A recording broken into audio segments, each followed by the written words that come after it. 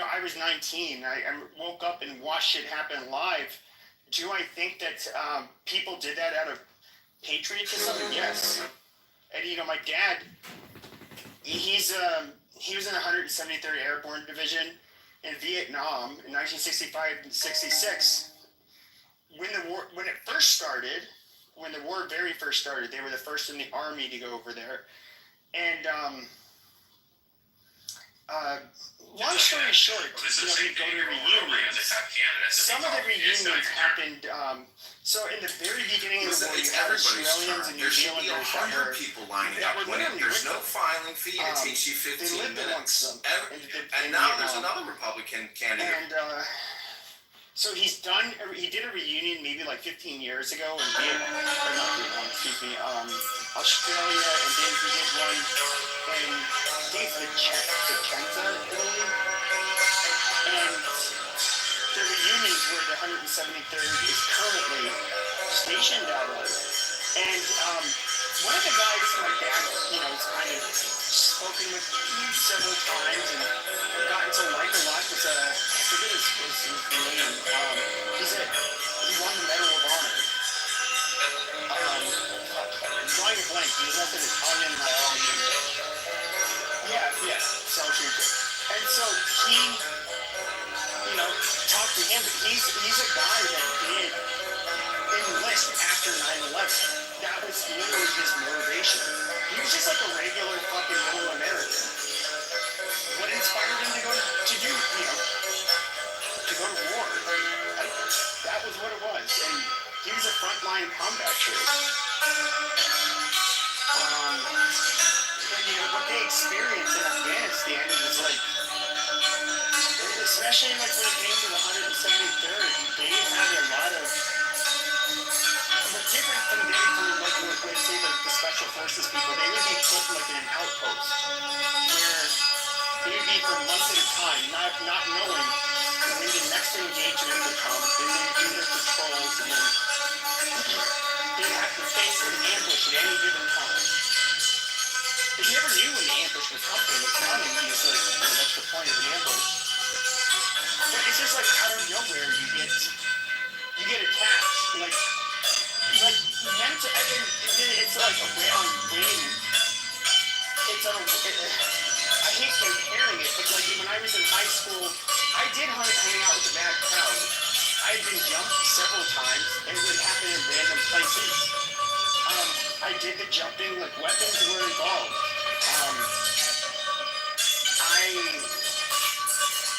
It fucked with me a lot.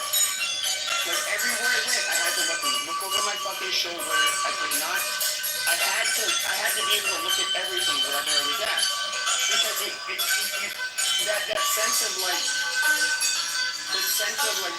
anything can happen at any given point. You don't have control over that. So you can only put yourself in the best situation to deal with it if it does happen. But like, imagine you're like somebody you're dealing with that at like a much more lethal level where you like literally watch your friend die. Or obviously you get killed yourself or seriously injured. The stakes are so much higher, and I don't know. I think a lot of people just, I don't know what my point of my monologue was, but these guys are obviously fucking patriotic. I guess that's my whole fucking point. Who else would volunteer for that shit?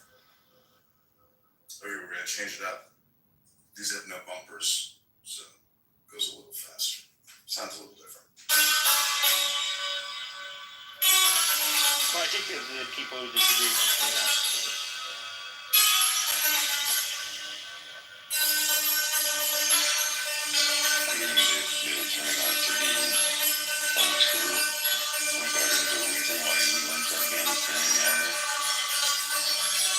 Afghanistan beat after 9/11.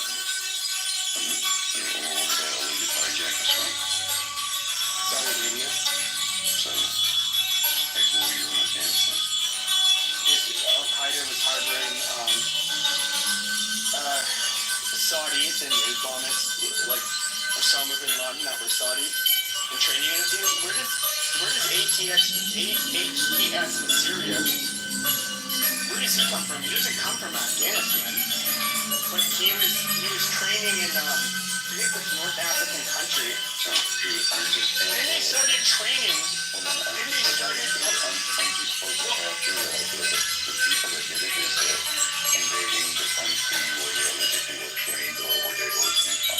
Well, Afghanistan was a lawless place. So did they have to take out the people that enabled it and provided safe harbor and all of, yeah, they obviously had to do that. Now when it comes to even HTS, the leader of Syria, he's not Afghani. He's somebody who I believe was training in Libya. How many times did they? Well, hold on a second. In Libya, what ended up happening is that it was no longer safe to train in Syria. Because in Syria, I mean, obviously Assad's forces would kill you even while you're training. It's so like, how do you train a group of people that are ready, that don't have to deal with being killed before they're trained? He goes to Afghanistan, trains there. Now, if you look at the coup, quote unquote coup, it's really a foreign invasion. In Syria, you have all of these Turkic people that come from all of the stands in Central Eurasia that were being trained.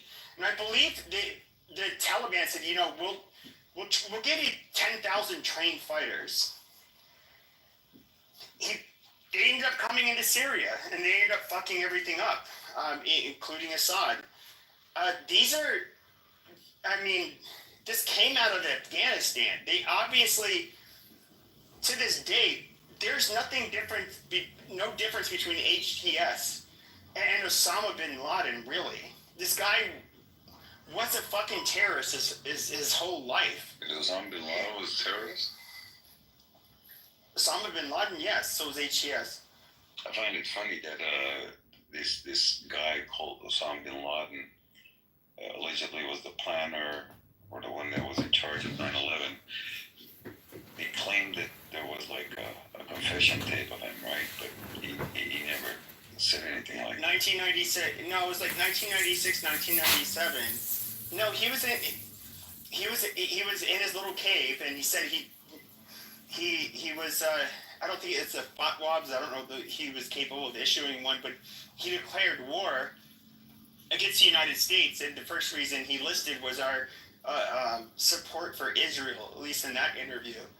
That's also funny because in August 2001, right, the month before the big month, right, 9/11, he was in Dubai getting a kidney transplant, where he was already listed on world's most wanted criminals in the world. Yet he was getting a medical procedure done in Dubai. So I don't know about that, but I know quite, But Dubai, yeah, but I mean, even like, didn't the Mossad end up having like it was the last few years you had a team of Mossad agents that I believe they were in a hotel in Dubai, and they ended up executing or assassinating somebody, and they were able to flee beforehand. I mean, it was something, the surveillance cameras were there, them getting in and out of the elevators and walking to the room. Is Dubai, are you telling me that Dubai does not protect terrorists? I mean, they definitely protect criminals. It's a very safe place to go to.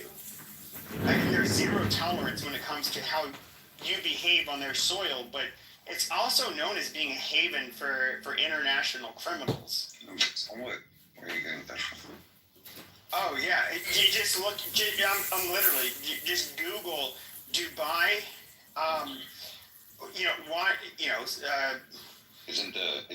International fugitives. Like, these are people. They absolutely they'll flee there. Okay, isn't that? But you have to have money as a fugitive. If you're a broke fugitive, you can't go there. Well, that counts for all over the world, right? But isn't Israel a safe haven for convicted pedophiles? Because they don't deport you back to the U.S., right? Well, They don't deport criminals generally back to the U.S. And like, if you were to look at one of the biggest, they had to try him in an Israeli court. I forget the name of this piece of shit. He was a teenager at the time, and he brutally.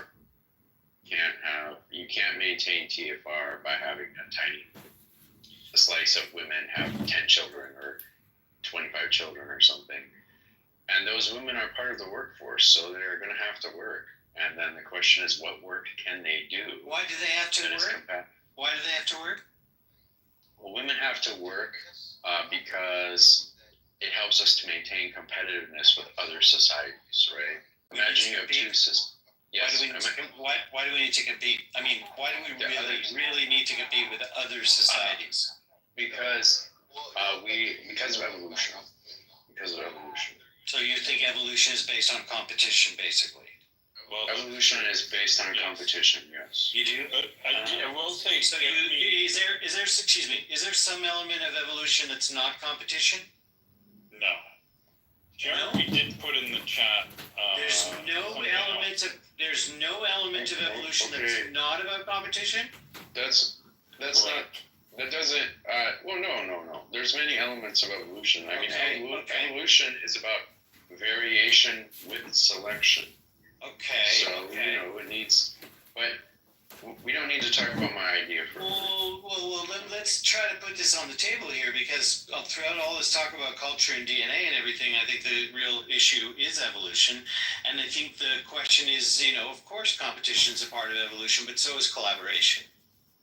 And the question is, but that's if both of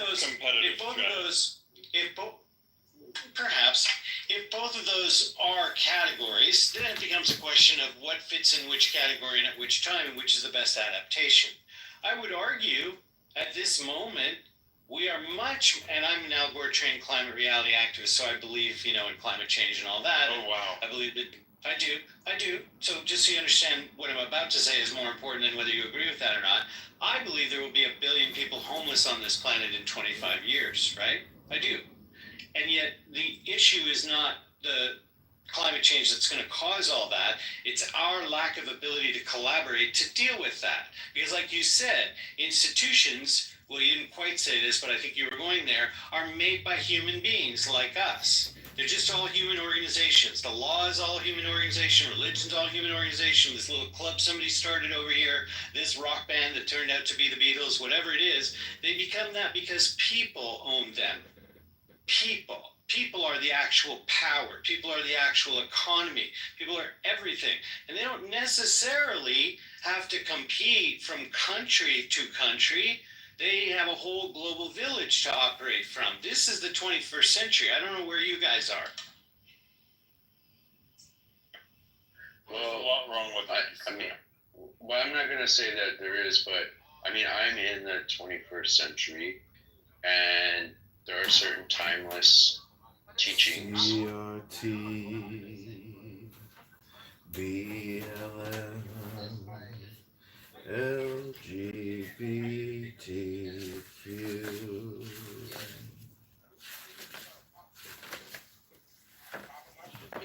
I thrill with rapture, we soar on wings of sudden joy. O Pan, appear to us. O Pan, roving over the sea, from the craggy ridge of snow-beaten Silene, king who makest dances for the gods. Repeat it after me, everybody. CRT, BLM, LGBTQ. Thrill with listen lust of light. Oh man, my man, come careering out of the night of Pan, Yo Pan. Yo Pan, come over the sea from Sicily and from Arcady, roaming as Bacchus with fauns and pards and nymphs and satyrs for thy gods. On a milk-white ass, come over the sea, to me, to me. Come with Apollo in bridal dress, shepherdess and pythoness. Come with Artemis silken shod, and wash thy white thigh, beautiful God, in the moon of the woods on the marble mount, the dimpled dawn of the amber fount. Dip the purple of passionate prayer in the crimson shrine, the scarlet snare, the soul that startles in eyes of blue, to watch thy wantonness weeping through the tangled grove, the gnarled bole of the living tree that is spirit and soul and body and brain. Come over the sea, Pan, devil or God, to me, my man, come with trumpets sounding shrill over the hill. Come with drums low muttering from the spring. Come with flute and come with pipe, am I not ripe? I who wait and writhe and wrestle with air that hath no boughs to nestle my body, weary of empty clasp, strong as a lion and sharp as an asp. Come, oh come, I am numb with the lonely lust of devildom. Thrust the sword through the galling feta. All devourer, all begetter, give me the sign of the open eye, and the token erect of thorny thigh, and the word of madness and mystery. O Pan, O Pan, O Pan, O Pan, Pan, Pan, Pan, Pan. I am a man, do as thou wilt, as a great God can. O Pan, Yo Pan, Yo Pan, Yo Pan, Pan. I am awake, in the grip of the snake. The eagle slashes with beak and claw. The gods withdraw. The great beasts come, O Pan. I am born to death on the horn of the unicorn. I am Pan, Eo Pan, Eo Pan, Pan. I am thy mate, I am thy man, goat of thy flock, I am gold, I am God, flesh to thy bone, flour to thy rod. With earths of steel I race on the rocks, through solstice stubborn to equinox. And I rave, and I rape, and I rip, and I rend, everlasting world without end. Mannequin, maiden, mannered man, in the might of Pan, O Pan, O Pan, Pan, Pan, O Pan. I think it's because gay men like young men so much, and that they don't want to not be the center of attention. I don't know. That's what it's happened to me. And they don't like being a center. No, I'm saying they want to continue to have the same access that they did when they were younger, because there's such an emphasis on youth. Okay, listen, you guys. Yeah, You guys gay don't men are pedophiles. listen, gay men and gay women. You guys don't read books, so this is the service I'm providing your brains tonight. Here we go. It's called Aha. There are 7 keys to the great gate, being 8 and 1 and 1 and 8. First, let the body of thee be still, bound by the sediments of will. Corpse rigid, thus thou mayst abort the fidget babes that tease the thought. Next, let the breath rhythm be low, easy, regular, and slow, so that thy being be in tune with the great sea's pacific swoon. Third, let thy life be pure and calm, swayed softly as a windless palm. Fourth, let the will to live be bound to the one love of the profound. Fifth, let the thought divinely free from sense observe its entity. Watch every thought that springs, enhance hour after hour thy vigilance, intense and keen, turned inward, miss no atom of analysis. Sixth, on one thought securely pinned, still every whisper of the wind. So like a flame straight and unstirred, burn up thy being in one word. Next, still that ecstasy prolong, thy meditation steep and strong, slaying even God, should he distract thy attention from the chosen act. Last, all these things in one overpowered time that the midnight blossom flowered. The oneness is, it even in this, my son, thou shalt not do amiss if thou restrain the expression. Shoot a glance to rapture's darkling root, discarding name, form, sight, and stress, even of this high consciousness.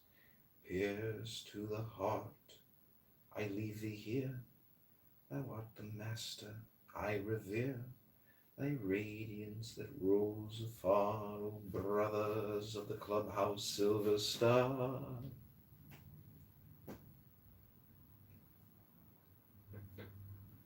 And it's been pointed to all over the world. I've traveled in Brussels. I heard about it in Africa. They've heard about this medicine hat experiment. It's famous.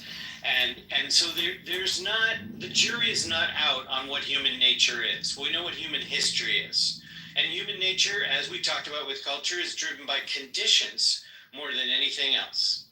And if we can make the right conditions, which we might have to experiment with, to put the appropriate amount of buying power in people's hands, on the appropriate conditions, we might have more people being able to pay their bills, stimulate the economy, and the economy can absorb it, because you're living in the richest country in the history of the world. That sounds awfully like, material conditions define people. John is very good at recitation. That experiment failed miserably, unfortunately. Well, I don't think those people who ended up with full-time jobs in a home that they own in Medicine, Alberta would actually agree with you, but I understand your. Well, I mean, there's a whole country that kind of went down the drain that would not agree with you. Which is which country? Soviet Union. Yeah. So I don't think Soviet Union is an example of that. I think the Soviet Union is an example of the deepest totalitarian government that's ever existed on planet Earth. That's not quite the example of what we're talking about. It's not the kind of it's not the police state of the terms and conditions of what you're talking about of the social contract. It's a very different social contract, and an entrepreneurial one as well. You are talking to somebody right here who intends to make it happen in the private space with no government or taxes. So that's nothing like communism. Andre, don't you realize that real communism has never been tried? Of course, I mean, that's always the argument, and like they come up with a new variable that might be added to it. No, Daniel, this is exactly kind of a idealism is not communism. Idealism is not communism. Wait, I mean, maybe what Daniel is talking about will happen, but if we don't assume it will happen, I mean, it's a lot to assume, then I think it's pretty reasonable that women still have to work. And then the question is, what kind of work can they do that allows them to still have children? That's what we were talking about earlier, not utopia. Sure. And that's a challenge that I'm still trying to get answers to, right? Yeah, that's right. Just like as this part of the discussion. But why not borrow from that, Daniel, Jason? I think I'm not sure. Maybe your headphones are malfunctioning. I was speaking. So, but one of the things that I would like to point out that the problem with Soviet Union, the problem with proposition that the material conditions will define human nature is that that had been tried, and this is exactly what we're speaking about. This is exactly what the project of Soviet Union and actually Mao's China was trying to achieve, and they failed miserably. Indeed. So, I mean, if we just accept for a moment that women have to work, but that the kind of work that women do today makes it harder for them to have children than any work they've done in the past.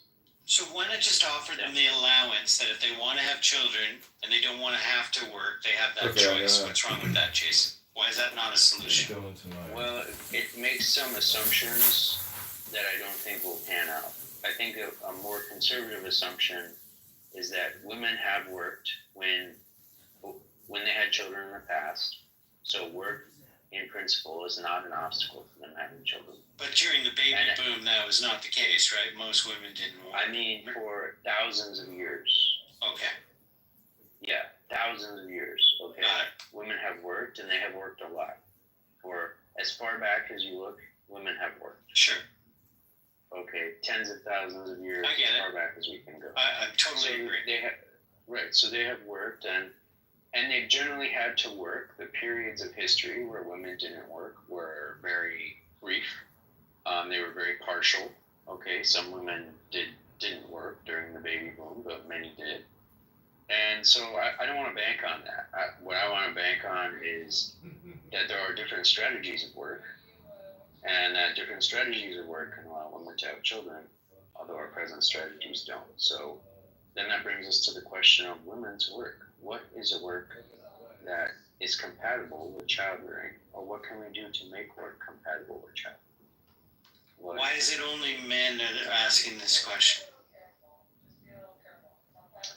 Well, we have duties to women, and we have to ask these questions and think hard about these kind of things, about a society that is good for women to live in. We can't avoid that question. In fact, maybe we've avoided that question for too long. So I think the question of what work women should have, the question of what work women should have, of how we can make work more compatible with having children. Yeah, I think men need to ask this question. More work with compatible with having children would be that women have paid leave. They have, they have all the care that they need taken care of, so that they can easily have children. If you want to have more children, you want to make it easier for women to have children. So Daniel, I think that's avoiding the question. And I'll try to explain, yes, because you're talking about them having children and taking care of their children outside of work. No, not at all. No, don't tell me what I'm saying. Let me clarify what I'm saying for myself, please. Let me say what I'm saying. What I'm trying to get across is that in the ancestral period, women had children. We're not in the ancestral period right now. Please don't interrupt me, Daniel.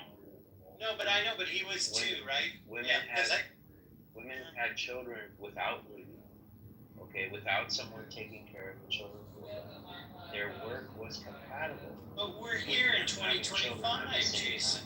2025. We can make technology that makes our work compatible with having children too. Okay. Then why can't we get that? Okay, great. Then what if we can use technology? Why can't we use services too? That's not changing the work so that it's compatible with women having children. What it isn't? If I provide. I'm sorry, I don't really follow what you mean. The woman is not taking care of her own children if a service is doing it for her. No, I didn't mean that. I talked about, first of all, having children, meaning the pregnancy, the health care, all of the services that go into the initial maternity, not like doing the mothering job for them. That would be misunderstanding what I'm conveying. I'm saying if you want to have more children, why not create the conditions for, first of all, giving birth to be healthier than they are with a lot more services than they have right now? Why wouldn't you do that to begin with? it's not really speaking to the concern that I have, is that after they have the children, they will not be able to take care of them because their work is not compatible with that. I get that What too. you're talking You can about do is- both problems. You can do both problems, but you said that you wanted to But not at raise the the same fertility. time. You said you wanted to raise. You said you wanted to raise the fertility was what this was about, right? But it's not the question that I'm focusing on. Okay. Right? So you're okay with So- the fertility. You're talking about what happens after the fertility. There are reasons to object to what you're saying there, as it being. I would say it's probably not important, and there are empirical reasons to say that. But it's also doesn't really change the fact that with work as it's presently organized, women cannot take care of their own children and work at the same time. And that's why how would the you do it? reorganization of work. Yeah, it's a great question. How So would you do it? I think a great example of a man who sought out a responsible direction for this is a man who developed a routing table and a router that even small toddlers could use, is completely safe for children to be around.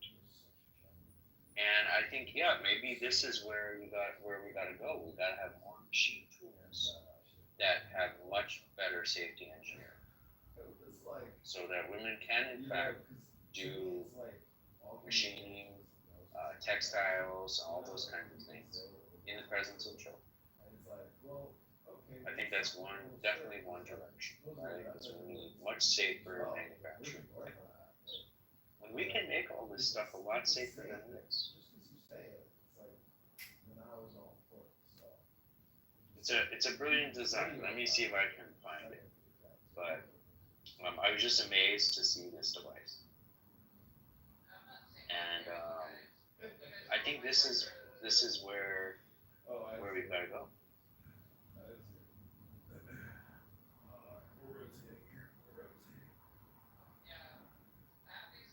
Because if you think about it, Daniel, in the 1500s, if a woman was weaving or a woman was spinning, right, this is a machine she was working that would not have hurt her children. It was not going to make so much noise or whatever that, the children couldn't hear. But if a woman is spinning or weaving today, her children can't be around for that. That machine would eat up her children if they got close to it.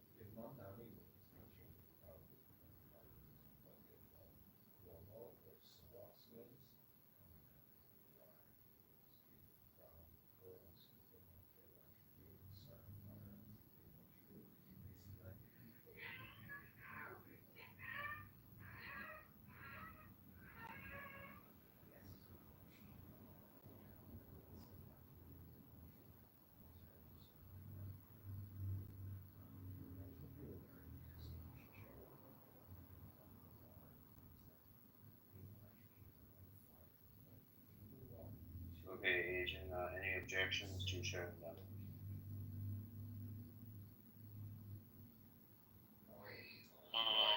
Yeah, if no one else wants to come up, then we can shut it down.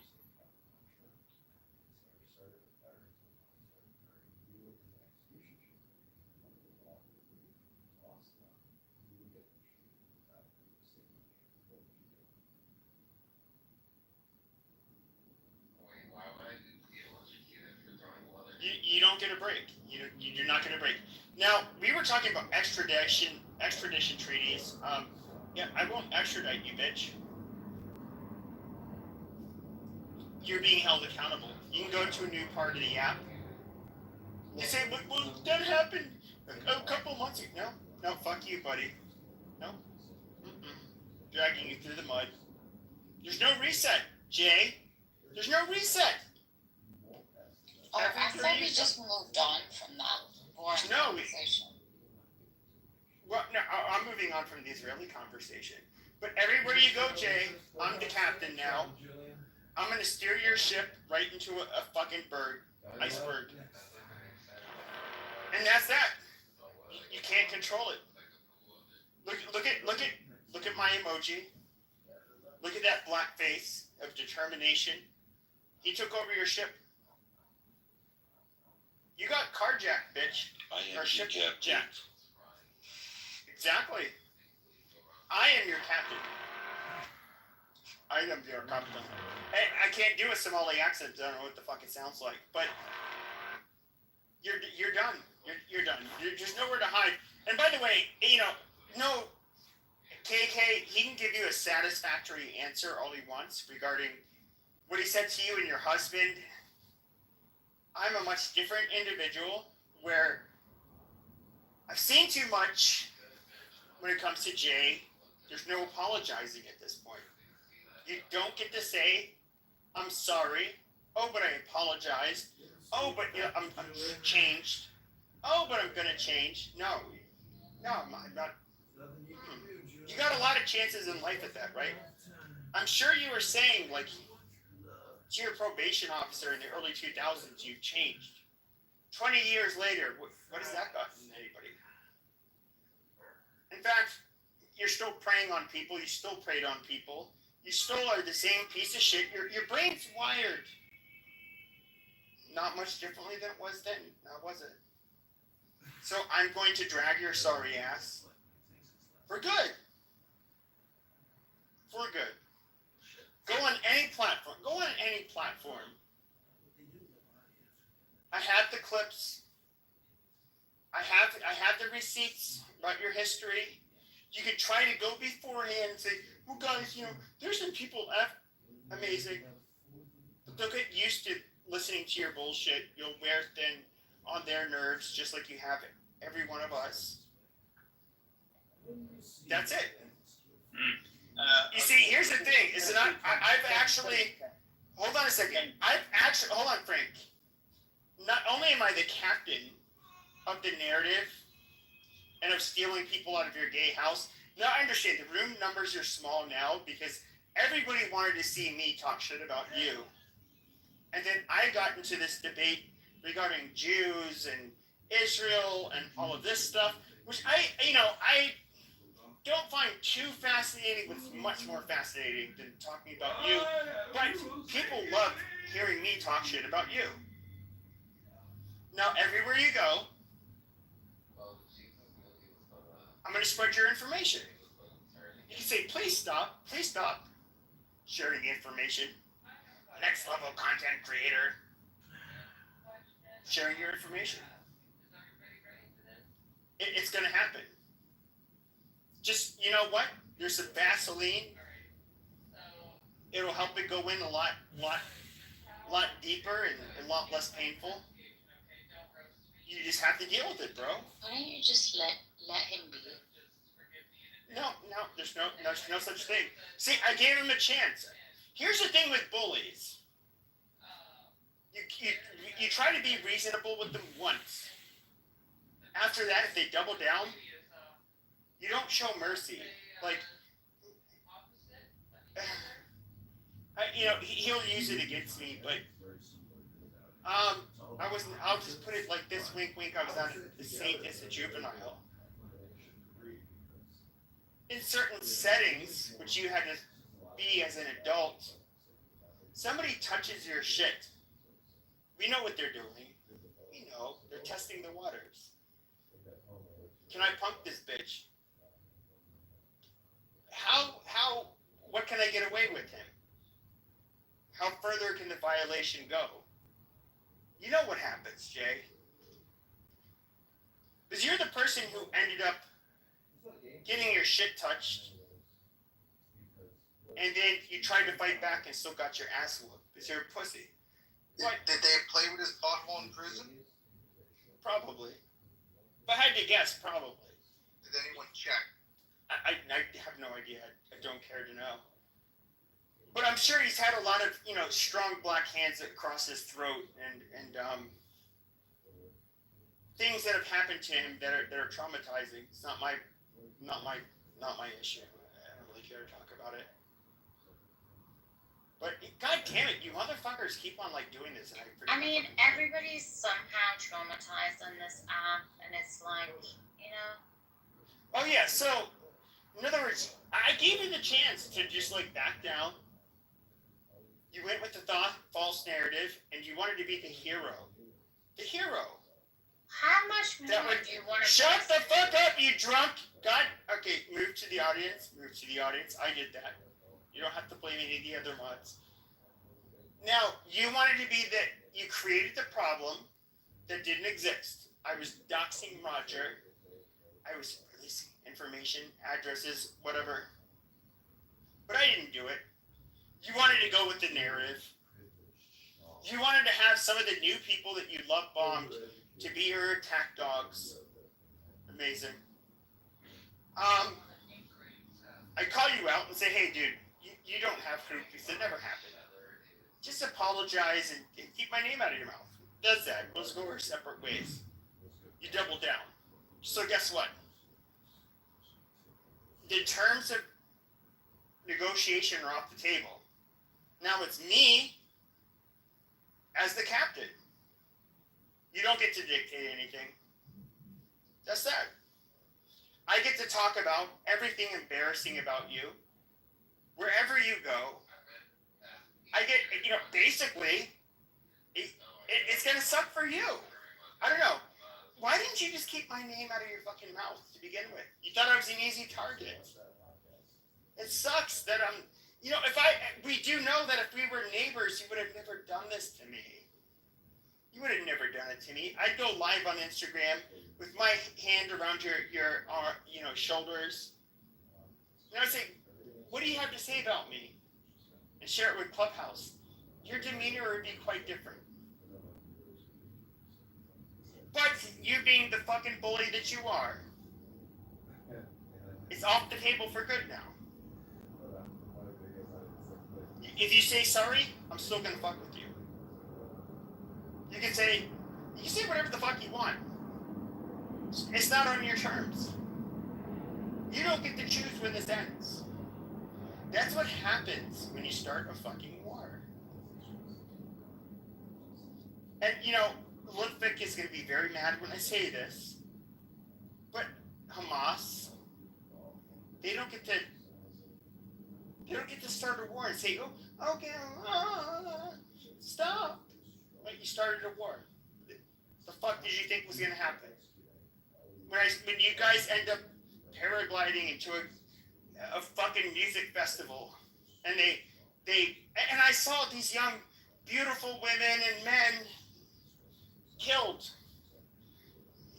You could say, oh, it was a touchy gunship. No, these people were killed up close. There's no bullet holes that, in the fucking tents, like in the bar where they were serving drinks and that kind of shit.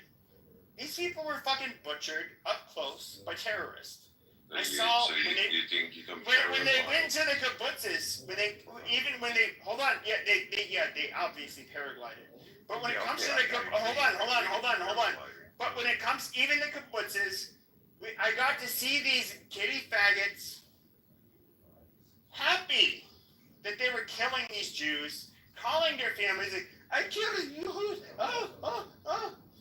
mashallah, and they were killing like the Jewish peaceniks, the most hippie lefty Jews, and it's like, what, seriously? Please, let me, please, my friend, TV. Just one reflection, one thing, just one thing, not even a reflection, it's just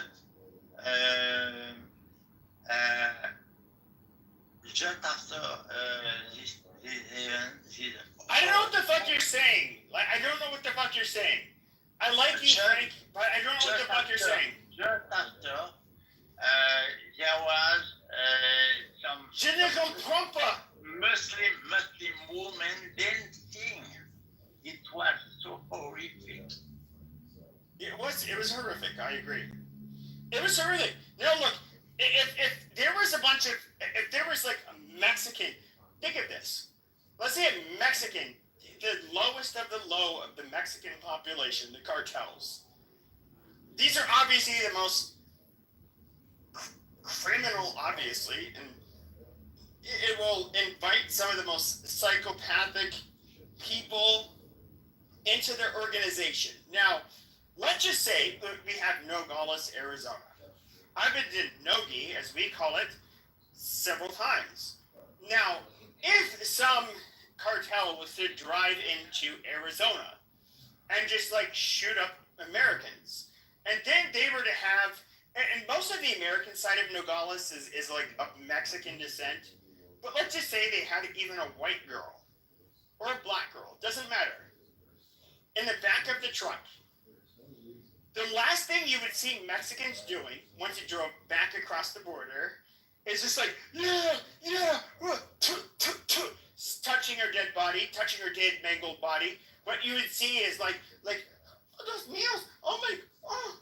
You know, they'd be like petrified. They'd be like, oh my God, that poor girl. The population would just be like, oh my God.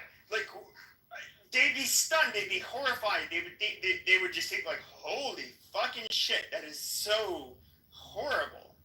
But then I got to see a bunch of these pieces of shit celebrate it, desecrate this young dead woman's body that's all mangled up. We have to face a reality. Okay, but I don't mean this in a mean way, but when it comes to the Gazans, they have obviously been propagated to an extent that they are fucking animals. Okay. Have you ever heard of the name Rachel Corrie? By any chance? Does that ring a bell today? Who's that? Rachel Corrie was a peaceful protester in Israel. I believe she was I'm not sure which country she originates from, but America. She's American. What was that? She's American. She was an American before they American. So what they did was that the PDF, right, also known as the IDF, I like to call them the PDF, the Israeli Diamond Force, right? They ran her over with a bulldozer, and to make it even worse, you can Google the pictures, right? They even mocked her death by making pancakes, with decorating the pancakes with sort of what resembles with the appearance of Rachel, right? So when you're doing these things, right, when you are literally slaughtering, including raping, by the way, we got that on video as well, prisoners, when you're prosecuting kids that have not even reached the age of 2 digits for throwing a rock at a military tank, mind you, because you probably killed their mom or their dad or sibling or family member, right? And there is no representative, there's no lawyer. You just lock a freaking kid up for throwing a rock at a military tank, right? If you do this long enough, and then on top of that, you build a wall, literally 3 walls surrounding 2.3 million Gazans, right? You're gonna reach a boiling point. It's just a matter of time. It's always been a matter of time.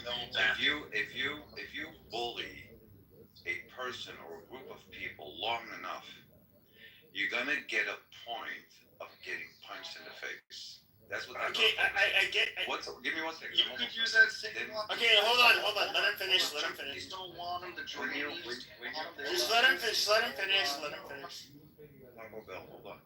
Then on top of that, right? When you're talking about like paragliding into the occupied land of Palestine, right? You're talking about the best secured border in the entire freaking world, right? There is not even a freaking mouse that can cross that border. If you are 300 feet away from that wall, and you take 1 step, all the detective sensors they have, all the whistles and bells and alarms ring, and they pay attention to what is that exactly.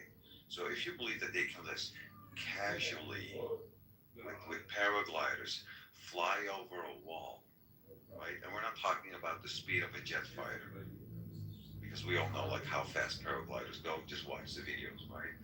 And they wait 4 to 6 hours for them to respond. It aligns perfectly with 9/11 itself, right? You just wait many, many hours for things to escalate, and then you can retaliate by killing a million innocent Iraqis, invading Afghanistan, right? And you see sort of like the same pattern. Wait many hours, then you bomb the embassy in Iran, you bomb the Gazans, you bomb Syria, you bomb Lebanon. Like, what is this shit? These people, this, I won't say the people, but I will say this government is a freaking cancer to this world, man. These Zionist scumbags, they killed, which has been counted, which, Bernie, whatever his last name is, right? He, he even brought the papers with the list of like 18,000 minors that got killed since October the 8th. And here you have these freaking morons on this app arguing whether it's a genocide or not. Right? This is how retarded these people are. Like what are you defending? You're killing kids, the babies. Over, I believe, 2,300 babies that had not even reached the age of 1 got killed. Like, what exactly are you fighting? You got to come to the point of like coming to a realization of like this is not even making sense. Like it's pure Satanism, man. It's like evil at its finest. I have no other way to put Okay, I get it. Okay, I get it. Now, the very real problem when it comes to examining what's happening in Gaza is that as far as the numbers of people that have been killed, what percentage of them were children? What percentage of those quote-unquote children, children is anybody under 18, excuse me, I have the hiccups, what percentage of them were non-combatants? Nobody has these numbers right now. When it comes to even the starvation stuff, like, I mean, and we've seen that, like, the ones that really hit hard for a lot of people, where I remember thinking, why is this mother chubby, but her son's emaciated? That is super weird. And of course, we realize these are pictures that are taken of like children with medical conditions. When it comes to starvation, is it possible it's happening? Yes. Do I think you can get an honest answer out of Hamas? Absolutely fucking not. Absolutely not. They've lied so much that we cannot believe them. That is their fucking fault. If they did not lie, we would look at them as trustworthy. But it's not that they just occasionally get caught in lies. It's that the majority of what they do is lie. Now, if I wanted to snipe at Israel, I would say when it comes to in the West Bank, the settlers, this is where you do get a lot of what I would consider like far-right extremists. Is it Tabea or Tabea? I forget the name. They absolutely will attack, and this is a predominantly Christian settlement. They will attack them. Even Mike Huckabee, who obviously loves Jews, he's a Zionist. He said, like, Israel, I don't want your condemnation. I want consequences.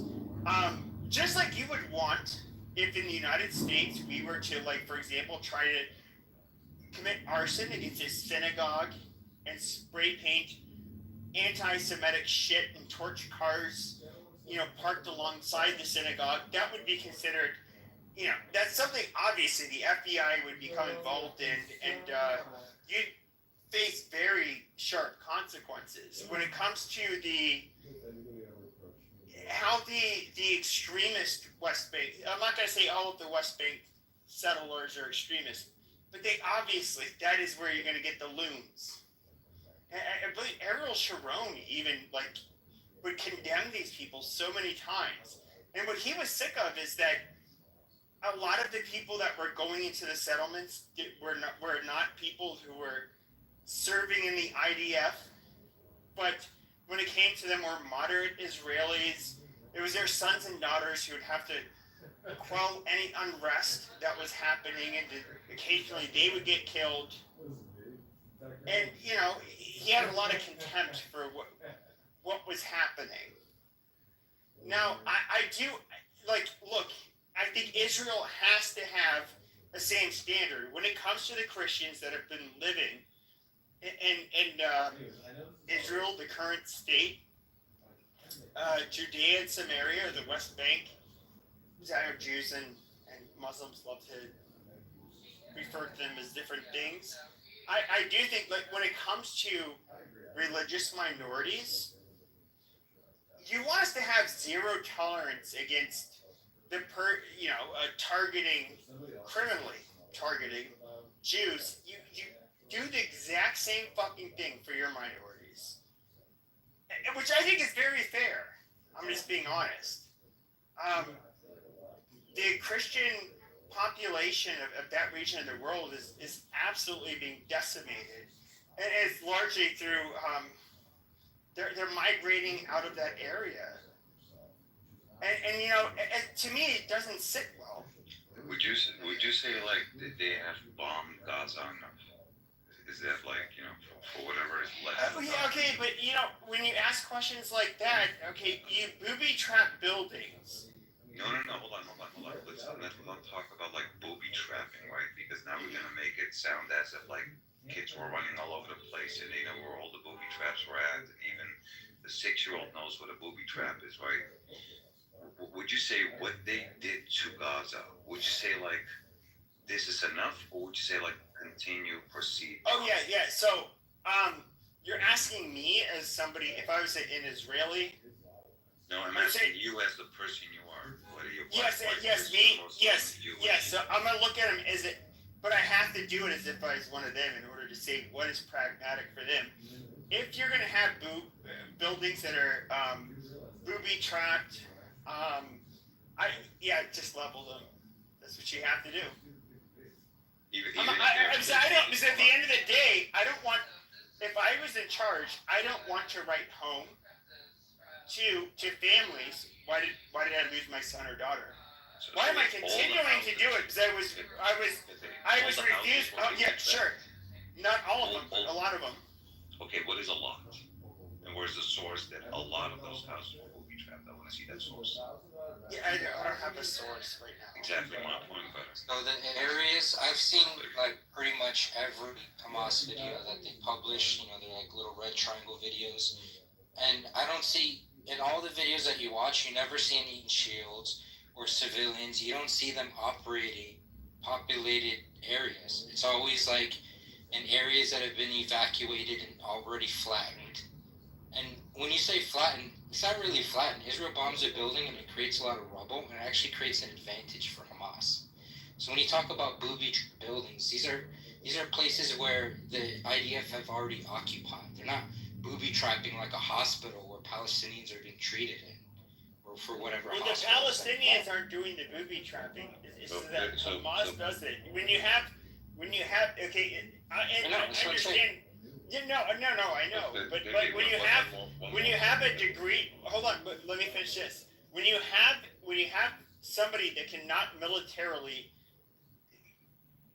face the IDF, which obviously Hamas cannot, they have to use guerrilla warfare tactics where there's a lot of going in and out of, blending in and out of the civilian population. I mean, I don't see how else they could do it. So they exploit asymmetrical warfare. When you're looking at this, right, and you see them literally flatlining every hospital, every church, every mosque. They didn't do it to every church. Hold on. There's no more. There's nothing left of Gaza. I'm just summarizing it for you. When you're saying the places were booby trapped, you're talking about all apartment complexes, all mosques, all churches, all refugee camps, all shopping malls, all stores, all factories. Right? Like everything was booby trapped.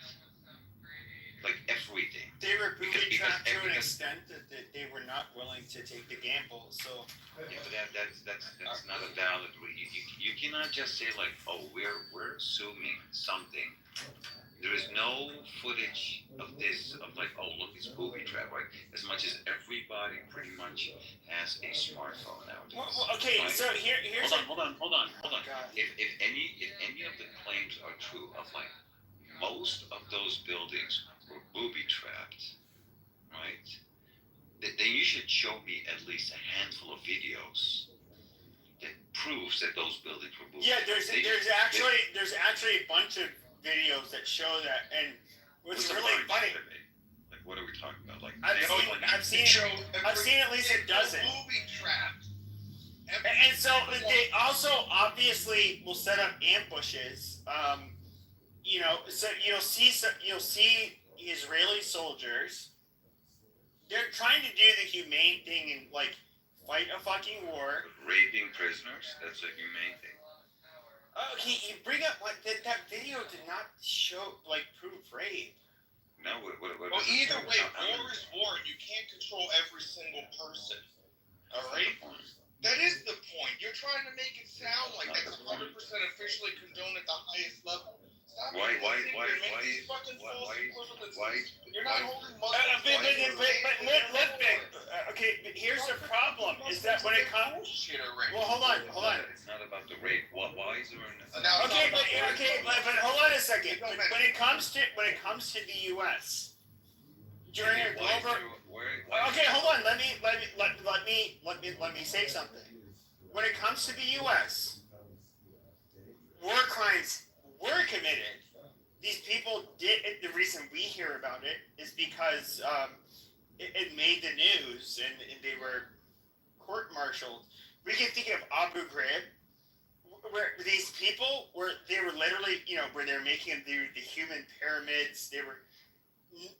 There's one. Them waterboarding them. A lot of.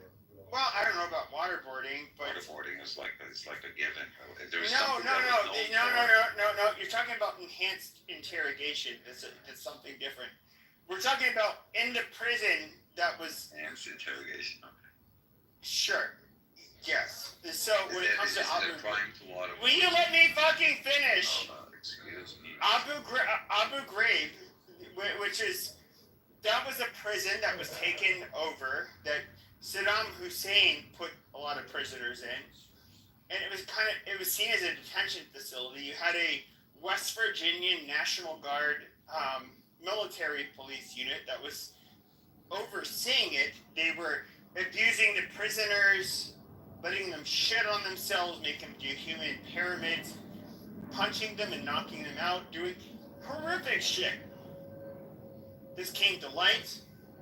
They were all prosecuted. They were all arrested. Now, when it comes to waterboarding and enhanced interrogation, that is not. The National Guard is not in charge of those kinds of things. And that was taking place in places like Guantanamo Bay, where you have 3-letter agencies that are also involved. It is not a fucking. It's definitely not something that the average enlistee would be involved in, or especially a reservist. Here's the thing, Pepe. You seem to be agreeing with Israel. Almost said it. What Israel has been doing, right? Which is systematically killing Palestinians. They dropped over 130,000 pounds of bombs on Gaza. What would you have done differently? Well, okay, let's say it was a Christian state. Mm-hmm. And here's where you all fuck up. Mm-hmm. Is what would you have done differently with Hamas? And their target, hold on a second. But Israel was a Christian state. And just imagine.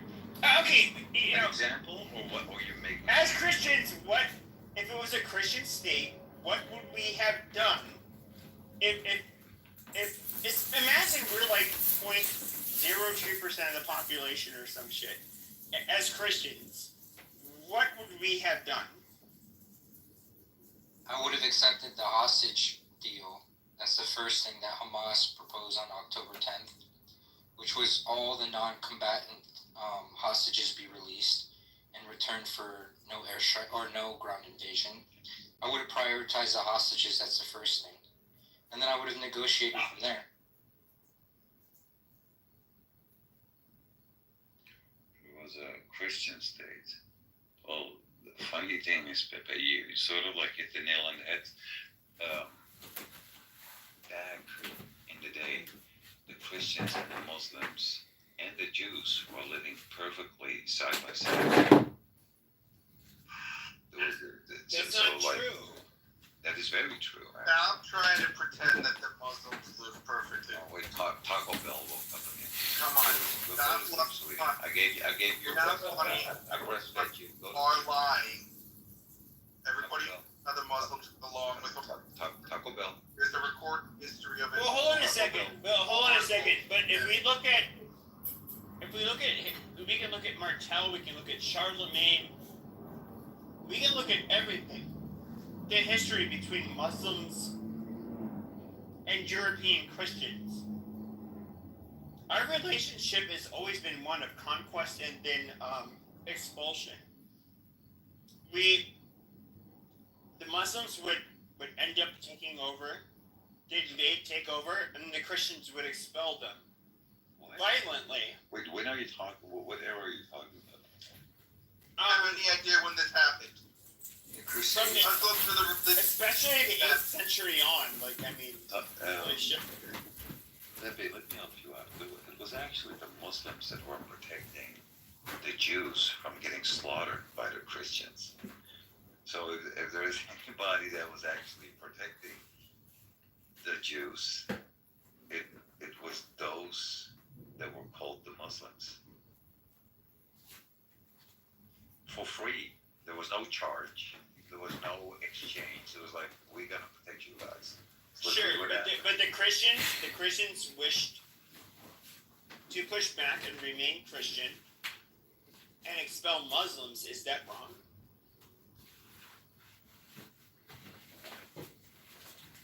Maybe I'm starting to believe you. Like with the Crusades. Are you vaccinated?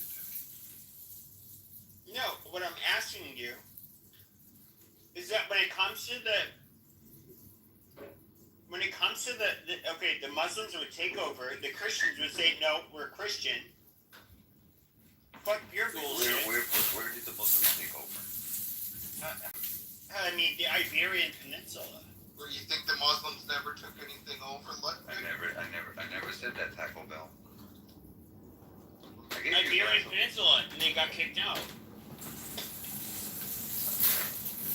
The Islam is far more tolerant than the Roman conquest or the Byzantine or the current Jewish conquest. They made it a thing, actually, because, there's no compulsion in Islam. At least when it started out, before later on when it was corrupted. They actually made it a thing to protect the Christian and Jewish communities. As a matter of fact, the most Christians to ever be killed in the Arabian Peninsula was by a Jewish king in Yemen. So the compulsion, it only started after Islam was corrupted, you're saying? The first... It was, so now it's a corrupt religion. No. To be fair, even if you look at the Iberian Peninsula, you're arguing how do you speak? I know. The caliphate was corrupted, not Islam. The people that lived in Iberia at the time, modern day Spaniards and Portuguese, they treated the Jews worse than the Muslims did. Now, this is something, even on the far right, there's retards who will try to deny this. This is something that's, we kind of know as a fact. They subjugated both the Christians and the Jews, but at a lesser extent than the Christians subjugated the Jews. And so the Jews were pretty receptive to them, and it's it was a... Okay, perhaps you could ask yourself the question: why did they get kicked more than 1,000 times out of 106 countries? Haters. Maybe you should look into that. Just just a little, tiny little side note today. It's actually 20 plus countries, 109 times. And it's 106 times over 1,000 countries. There's perhaps a reason for that. If a person, if an individual, Taco Bell, hold on, I'm almost. 1,000 countries, but 100. Taco Bell, I'm almost done. How would it have to do with Taco Bell? First, Taco Bell, I'm almost done. And ask the McDonald's manager to reset the password. We can barely hear you. If a person is getting kicked, hey Pepe, can you like mute this bubblehead? Goddamn Taco, let him fucking finish. If a person gets kicked out of a club, not once, not twice, not 5 times, not 12 times, not 50, it's like if a person gets removed out of a whatever facility over 100 times, I'm not gonna think like, well, maybe it's the clubs that are just like, they just don't like him. You must have done something, brother. Like 106 times? 106 countries were like, no, you guys can go. 106? 6 times I was already like question one another. Okay, I agree that, like, I mean, how could you disagree? Hold on a second. I do agree that, Jesus Christ. I agree that there is, like, rhetoric where Jews have never done anything wrong throughout time, where you look at every whether it's Native American, Sub-Saharan Africans, North African, any group of people you can think of, we all have people that did egregious shit in history. I think Jews are the same way. Do I think that Jews have always been a perfect people? No, absolutely not. But, I mean, but even if I was to look at that narrative, I would have to tie it into what we're examining today. It doesn't like dispel anything I've said, so far. This is where it becomes retarded. It's like you lay on a bunch of propaganda, like they've been 109 countries over 1,000 times, they've been kicked out. Amazing, but we can look at October 7th. Oh, so everything starts at October the 7th? Not on the 14th of May, 1948 with the Nakba? Why don't we start with I do think there's legitimacy. Why don't we start with Rome? I do think there's legitimacy. As a retard. I do think there's legitimacy when it comes to resistance movements. I mean, in Latin America, even centuries later, you see people like rebelling. We can look in Europe. There's been resistance movements. I think that's par for the course. I do not. You know the other psychopaths. That when just European citizens, including the Dutch, right, the Dutch freedom fighters, that they pretty much were guaranteed to get their heads blown off, right? Morocco, right, a country in North Africa, they sent approximately 50,000 of their own men. Those were military, but the ones from the Netherlands and Belgium included, they just signed up and they just went there, right, to fight the regime of this psychopath called Adolf Hitler, right? Were those people considered terrorists? Look at them, they're fighting Adolf Hitler. There's been slaughtering people in like. But Hitler had a conventional military, and that's not the Netherlands had a conventional military. Hold on, so the Netherlands was actually putting Jews on trains for $2 per person. So the Netherlands was complicit to what Hitler was doing. They were literally putting Jewish citizens of the Netherlands on trains to get them to the border, and from there on they were getting whacked. So the Netherlands was absolutely, the Dutch railroads, still existing, same company, Nederlandse Spoorwegen, means the Dutch railroads, right, were complicit in this. Did we say like, oh, look at those people, they're fighting Adolf Hitler. These are terrorists. They're killing Nazis. Like military men that belong to the regime of Adolf Hitler. They're killing them. Was like, oh, horrible. They're killing Nazis. No, everybody was like applauding, right? That's what you see all over the world, in Europe, in Asia, in Africa, in South America, and North America, right? People are all pro-Palestine because we've seen the footage. We see people getting raped. We see kids getting blown up, getting their limbs blown off.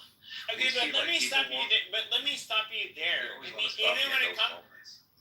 No, but you go into this monologue like. That's a monologue. You have longer monologues than me. I'm just summarizing actual facts that everybody. Yeah, but here's the thing though, is that even like General Jack Pershing, he said that his biggest regret after World War I, that he not put American boots on the ground.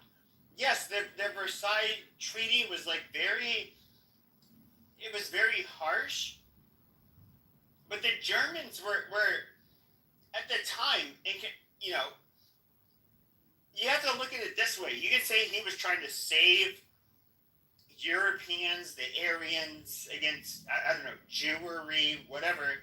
So it's okay to kill that are not Aryans, right? So you can kill like No. But what I'm saying is,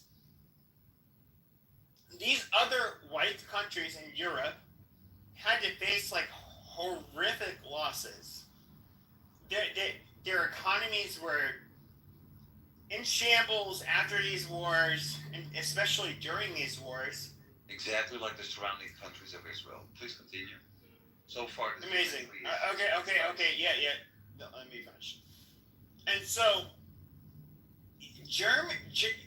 nobody denies, and this is the really weird thing, is even like the people from the alt-right I've spoken to, and even, now, believe it or not, you do get people that consider themselves quote-unquote national socialists that are intelligent.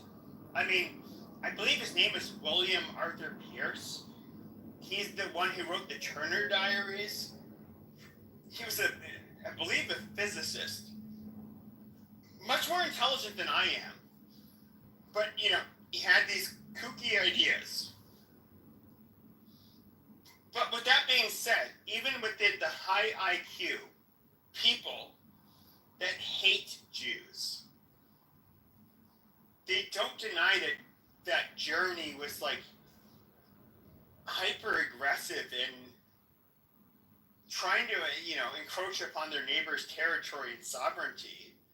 Like, that's not, and I guess like that's where I kind of lose you when it comes to you trying to justify Nazi Germany. When did I do that?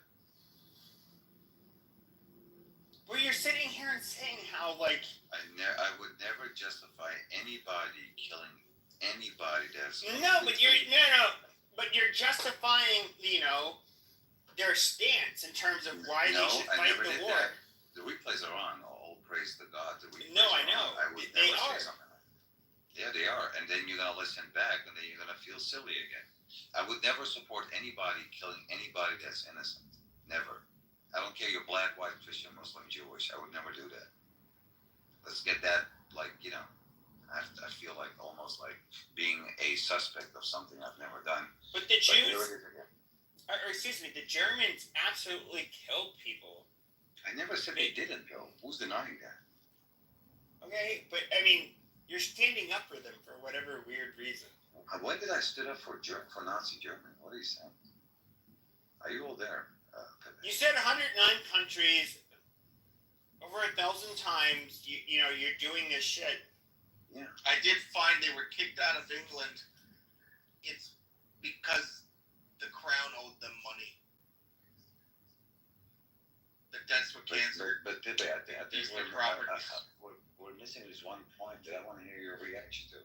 Did you consider the people that were fighting against the regime of Adolf Hitler, right? The freedom fighters, excuse me, that also came from North Africa, all the way from North freaking Africa, right? The Dutch freedom fighters, the people from Belgium, German citizens included, right, that all fought, men without any military experience, right, picked up a rifle and they were like, give it a go, whatever, right? This shit needs to stop. This is crazy. Would you consider those people that fought the regime of Adolf Hitler, would you consider them as terrorists?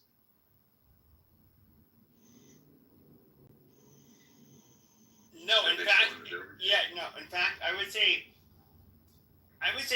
the Waffen SS were obviously ideologues. When it came to their military, excluding the Waffen SS, quite a bit different. But when it comes to the Waffen SS, God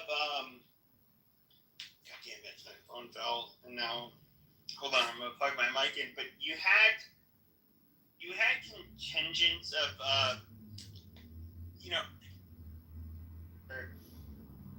Muslim, Sikh, Hindu that were against the colonization of India, and so naturally, whose side are they going to fight on? Yeah, obviously Hitler. And so out of all of the the countries that were against our allies, they were obviously had the best weapons and training, and that's where you could really, I guess, do the most to fight back. The Russians, or I should say the Soviets at that time, were absolute worthless pieces of shit. Make it easier yeah, for they you, joined okay? them. Let me make it easier for you. Is the shepherd that's protecting his sheep from the wolf? Is the shepherd the aggressor, or is it the wolves? Are people being conditioned to believe that It's the wolves, but the wolves at the same time. So hold on. But the wolves are doing what they're born. Hold on, but you asked, so I get to explain. Wolves are also doing what is natural to them. We encroach their territory. That's not the point. Build a fucking farm, and then they see a bunch of fucking sheep, and the wolves are like, "Oh, amazing! I'm gonna have dinner tonight." That's not the point. Is the shepherd hunting wolves, or is he protecting his sheep from the wolves? That's the question. The shepherd is obviously. Okay, so was Hamas existing